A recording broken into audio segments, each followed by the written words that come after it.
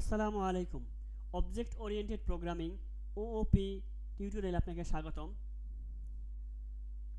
Object oriented programming OOP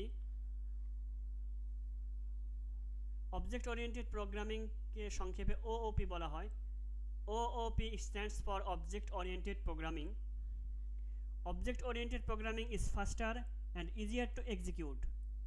object oriented programming দ্রুত কাজ করে এবং সহজে কার্যকর করা যায়। Procedural programming is about writing procedures or functions that perform operations on the data. Procedural programming হলো লিখিত পদ্ধতি বা ফাংশন যা ডেটার উপর পরিচালনা করা হয়। পক্ষান্তরে Object oriented programming is about creating objects that contain both data and functions. Object oriented programming হলো ডেটা এবং ফাংশন উভয় ধারণ করে অবজেক্ট তৈরি করার পদ্ধতি। Object oriented programming has several advantage. Object oriented প্রোগ্রামিংয়ের অনেক সুবিধা রয়েছে। Object oriented programming is faster and easier to execute. OOP দ্রুত ও সহজে কার্যকর করা যায়। Object oriented programming provides a clear structure for the programs. Object oriented programming প্রোগ্রামের জন্য পরিষ্কার কাঠামো সরবরাহ করে। Object oriented programming helps to keep the PHP code dry, don't repeat yourself, and makes the code easier to maintain, modify and debug. Object oriented programming code পুনরাবৃত্তি না করতে সাহায্য করে এবং কোড রক্ষণাবেক্ষণ, পরিবর্তন ও ডিবাগ করা সহজ করে। Object-oriented programming makes it possible to create full reusable applications with less code and shorter development time. Object-oriented programming দ্বারা কম কোড এবং অল্প সময়ে পুনঃব্যবহারযোগ্য অ্যাপ্লিকেশন তৈরি করা যায়। PHP What is class and object? PHP তে ক্লাস এবং অবজেক্ট কি? Class and objects are two main aspects of object-oriented programming. Object কি? আমরা চারপাশে যা কিছু দেখি তা সবই অবজেক্ট বা বস্তু, যেমন বিল্ডিং, গাড়ি, বাড়ি, কম্পিউটার, টেবিল, চেয়ার, খাতা, কলম সবই এক একটি অবজেক্ট। অবজেক্ট হলো প্রকৃত বস্তু। ক্লাস কি?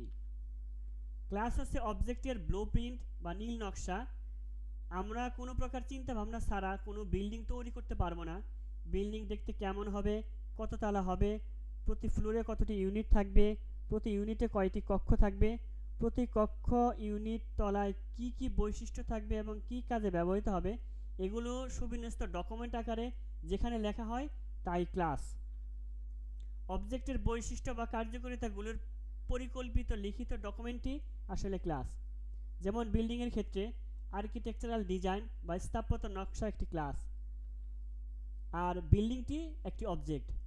একটি অবজেক্ট কেমন হবে ও তার কি কাজ তা যেখানে নির্ধারণ করা থাকে তার নাম ক্লাস। এই ক্লাস দিয়ে তৈরি অবজেক্টকে ওই ক্লাসের অস্তিত্ব বা ইনস্টেন্স বলা হয়। ক্লাস এবং অবজেক্টের কি তার একটি পার্থক্য আমরা দেখি।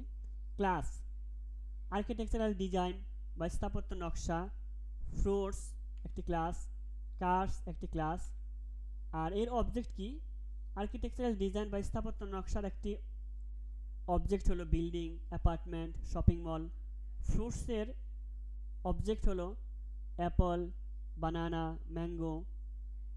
কার্সের অবজেক্ট ভলভো, আদি, টাইস, Toyota. So a class is a template for objects and an object is an instance of a class.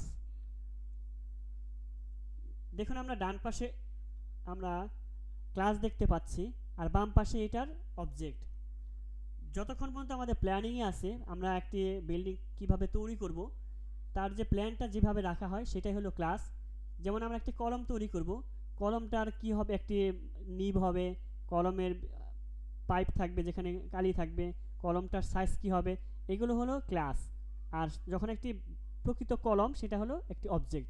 বিল্ডিংয়ের ক্ষেত্রেও বিল্ডিংয়ের স্ট্রাকচার নকশা এটা একটি ক্লাস, আর রিয়াল বিল্ডিং সেটা একটি অবজেক্ট।